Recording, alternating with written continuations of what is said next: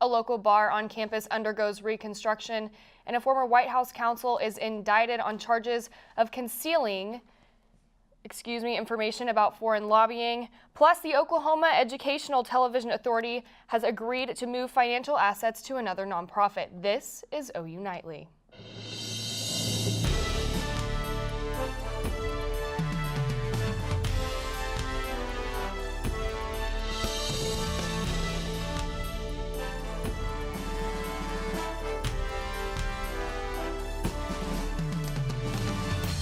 Hello and thank you for watching OU Nightly. I'm Brooke Murski. And I'm Parker Thune. President Trump spoke out today in the wake of WikiLeaks founder Julian Assange's arrest in London. Kelsey Hovanetz joins us with the story in the OU Nightly News Center. Kelsey. Yeah, Brooke, President Donald Trump said today that he knew nothing about WikiLeaks after its founder Julian Assange was arrested earlier today in the UK. This is a stark contrast to how President Trump spoke about the website during his campaign. WikiLeaks, I love WikiLeaks. It's been amazing what's coming out on WikiLeaks. This WikiLeaks is fascinating. This WikiLeaks is like a treasure trove. The Justice Department has now charged Assange with taking part in a computer hacking conspiracy to break a password for a classified government computer. And former White House counsel Greg Craig was indicted today on charges of making false statements and concealing information about foreign lobbying. He was charged for concealing facts about work that he and his former law firm did for the Ukrainian government. This comes 3 months after Craig's former law firm agreed to pay more than $4.6 million and publicly acknowledged that it failed to register with the government for its work in Ukraine. And celebrity attorney Michael Avenatti has been indicted by the federal grand jury in California on 36 counts, including embezzlement, wire fraud, and tax evasion connected to his alleged theft of millions of dollars from 5 of his clients. The 61-page indictment outlined years of alleged false statements to both federal and bank officials. Attorney Nick Hanna says much of Avenatti's misconduct is interrelated, as money from one set of crimes was used to further other crimes. Avenatti became a household name during his representation of adult film actress Stormy Daniels. And Brooke, NASA released a study today proving that human health can mostly be sustained for a year in space. When Scott Kelly returned from space in 2016, they compared his DNA to his twins and found that almost everything returned to normal. Thank you, Kelsey. Now, one of Norman's most popular bars has been shut down for construction since January, and about a month ago, the downstairs portion of Logie's reopened. OU Nightly's William Soule shows us what we can expect when the rooftop of Logie's opens later this spring. Campus Corner has always been the place to be for Norman nightlife, but the additions of bars such as The Porch, Volare, and Kong's, amongst others, has raised the bar for the Norman Bar, forcing some of the old guard to either up their game or shut down. For the longest time, Norman only had a certain amount of bars. We didn't really have that much growth. And in the last couple of years, Campus Corner has experienced some pretty good growth, and we needed to grow with that as well. With all of this new competition, Norman bar crawlers began to take their business elsewhere. Yes, I do, only because Kong's feels like it has more to do. Even if it doesn't, it's just more open, and they have games, which I guess Logie's only has like the one that you punch it, but whatever. Logie's began construction on their entire bar at the start of the year, with plans to refurbish the downstairs while building a completely new patio on the roof. According to Emerson, the improvements to Logie's will not only improve their bar, but Campus Corner as a whole, keeping the younger crowd and their money in Norman. The better experiences, the better bars are here, the more chance that kids are going to stay here, close. You know, they don't have to go home to Dallas. They don't have to go to Oklahoma City. They can stay right here, take a short Uber ride, and have a good time. Logie's plans to make few changes to the first floor that made them a Norman staple, but Emerson believes that the rooftop patio will make them the place to be. William Soule, OU Nightly. Logie's hopes to open the rooftop porch by graduation in May. And a hotly contested legal battle involving the Oklahoma Educational Television Authority appears to finally be settled. The OETA Foundation has agreed to dissolve and transfer their financial assets to another nonprofit. As part of the agreement, the foundation will also turn over its list of donors to the yet unnamed replacement organization. The settlement dictates that over the next 5 weeks, the foundation will hand over an arsenal of funds and assets in excess of $40 million. Now, the city of Norman is overhauling more water lines. Last night, neighbors near Flood and Elm met and voted to move forward with the project that will replace the 50-year-old lines. The construction will cause street closures throughout the summer and could affect some large trees, but a majority of residents were in agreement that a project like this is necessary. The project is set to begin at the beginning of summer. Oklahoma residents are well accustomed to relaxed regulation of firearms, but for many international students, the state's policy on guns comes as a bit of a shock. We've got that story coming up. Now we've got Joe DeCarlo with our weather. Yeah, guys, today is a lot cooler than it was yesterday. Currently, we're sitting at 58 degrees here in Norman, 55 in Oklahoma City, still holding on to a 60 down here in Lawton. Now, this is 30 to 40 degrees colder than it was during the day yesterday at this time. Right now, 31 degrees warmer yesterday and 36 in Woodward. Now, coming up on weather, we will talk about your spring game forecast for tomorrow night, a rainy Saturday ahead, and also the warmth coming on back next week. Back to you guys at the desk. Plus, the city of Norman will be participating in an effort to increase outdoor activity and personal health. We'll let you know when and where when we return.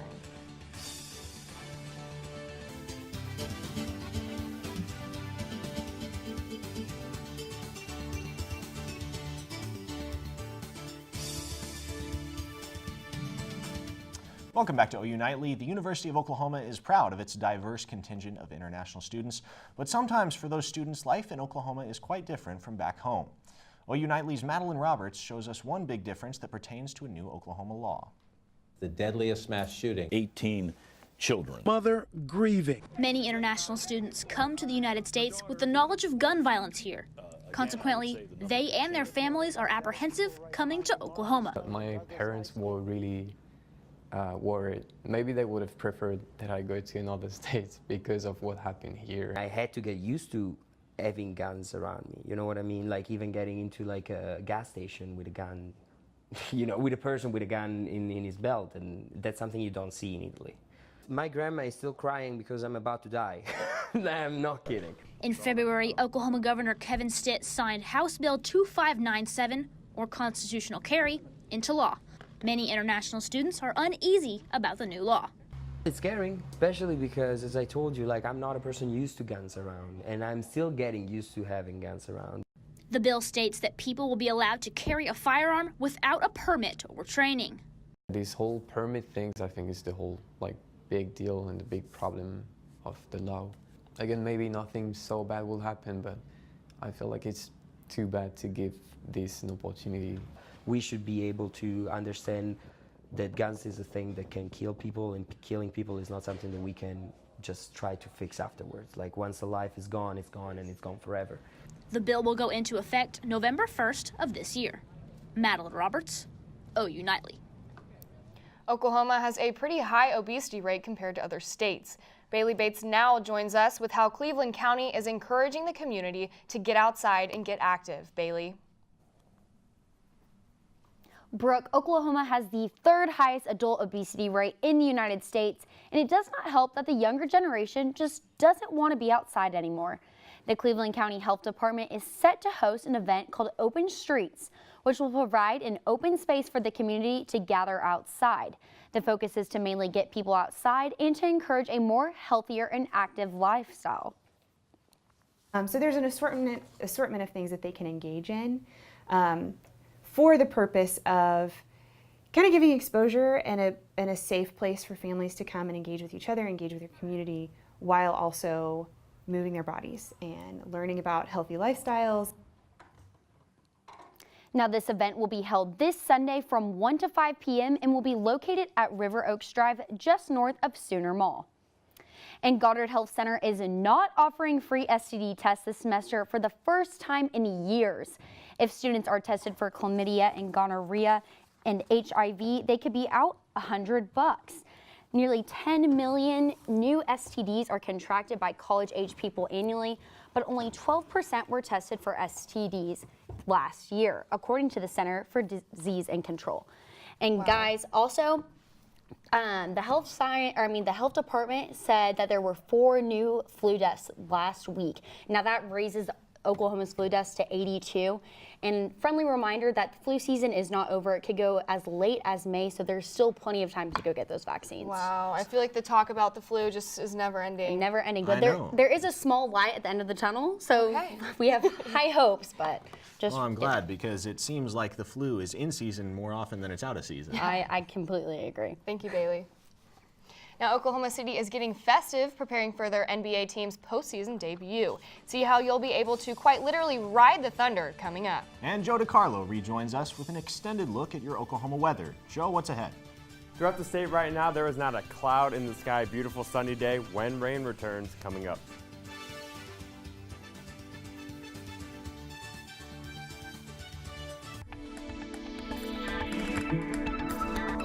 Welcome back to OU Nightly. We're taking a live look at downtown Oklahoma City today. Now, there is not a cloud in the sky throughout much of the state. It is a beautiful sunny day. Now, we are cooler than we were yesterday, only 56 degrees. And right now, we have northwest winds at 21 miles an hour.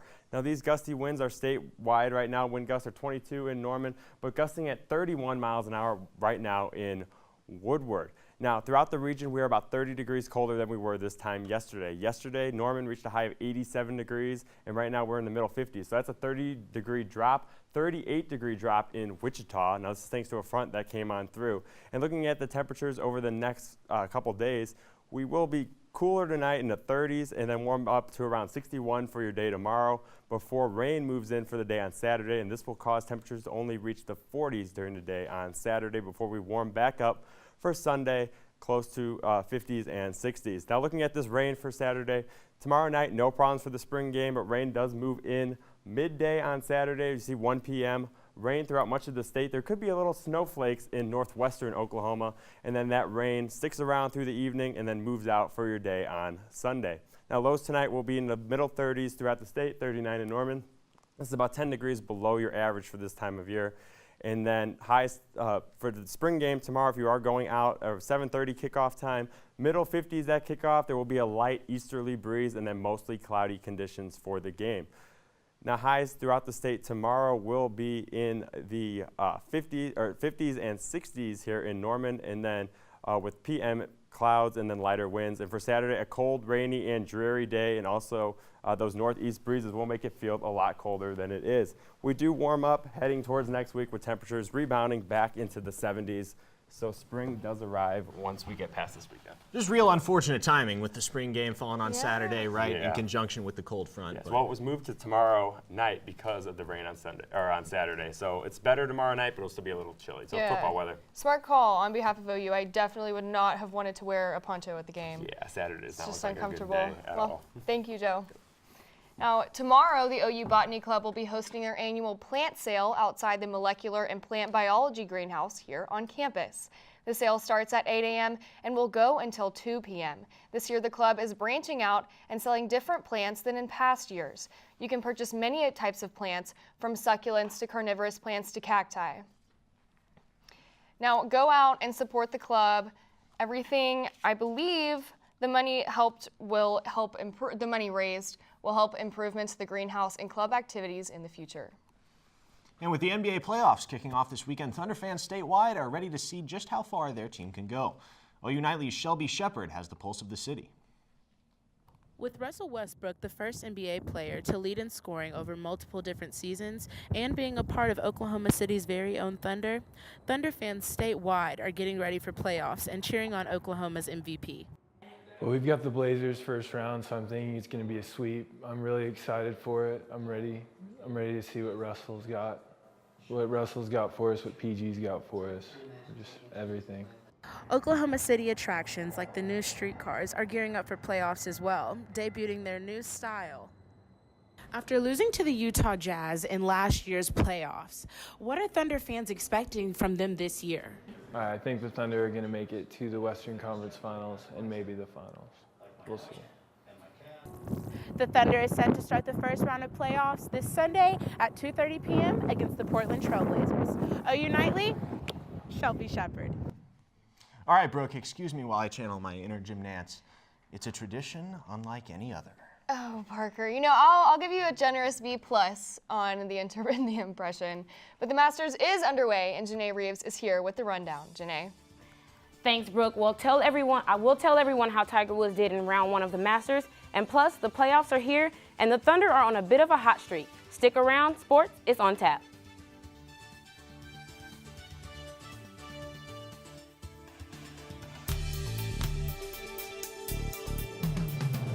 Welcome back to OU Nightly. I'm Janae Reeves, and it's time for sports. The Thunder were in the driver's seat last night against the Milwaukee Bucks during the season finale. Russell Westbrook ended the regular season with his 138th triple-double. Their 127-116 win over the Bucks clinched the 6th seed in the Western Conference. They will face the 3rd-seeded Portland Trail Blazers in round 1 of the playoffs. Their series begins on Sunday in Portland at 2:30. Game 2 is also in Portland on Tuesday night at 9:30. And the Thunder return home for games 3 and 4 next Friday and Sunday night, both at 8:30. The Sooners will be without a potential key piece of the defense for an extended amount of time. Cal Day tells us how the team looks to step up to fill the void. Preparations for the OU spring game are taking place right behind me. However, the Sooners will be without one stud linebacker this Friday night. That's Caleb Kelly, who went down with a lower body injury earlier this spring. Now the Sooners will look to fill that void after Kelly was expected to make a splash in this defense under new coordinator Alex Grinch. Several young guys such as Deshaun White are looking to get their chance. You know, it was one of those things I knew I had to step up. I knew that I was one of the older, or one of the more veteran guys in the room, knowing that our room is so young, so I knew that somebody had to step up, and I figured, why not me? I'm really ready. It's been something that I've prayed about. I just feel like the opportunity is here. After Kelly's injury, other Sooners will be forced to step up in terms of leadership. First off, I always pride myself in, leading by example, but I'm trying to step up a little bit in the talkative role, say things here and there when I feel like I need to, especially with the defensive back group, just try to get ourselves going, keep the positive energy, keep everybody going. Now the Sooners are also experimenting with other linebackers at other positions, including Ryan Jones, Nick Benito, and Levi Draper. The spring game takes place this Friday at 7:30. Cal Day, OU Nightly.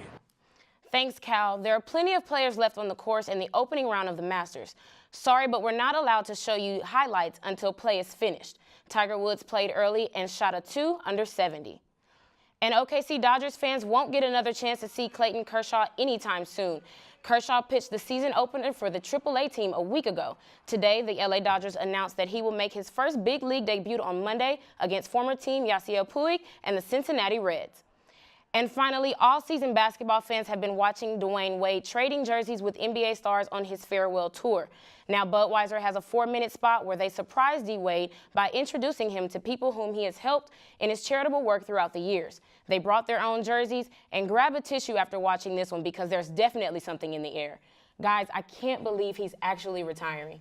From a phenomenal collegiate career at Marquette to what has surely been a Hall of Fame career in the NBA, it's been quite a joy to watch him play basketball. Absolutely. Thank you so much, Janae. And if you're a regular viewer, you know Brooke and I have plenty of fun on Thursdays. Yes, we always have a fun holiday to tell you about. Plus, this one might top them all. Find out what we're celebrating when we return today.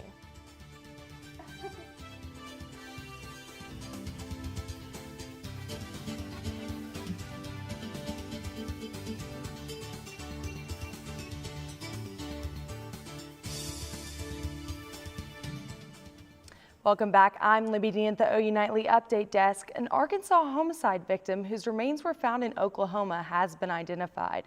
More than 30 years after William C. Reed's death, researchers at the University of North Texas extracted DNA from the victim's bones. Then the DNA profile was entered into the National Missing and Unidentified Person System, and it was a match with Reed's brother and daughter. That's it for now. Back to you in the studio.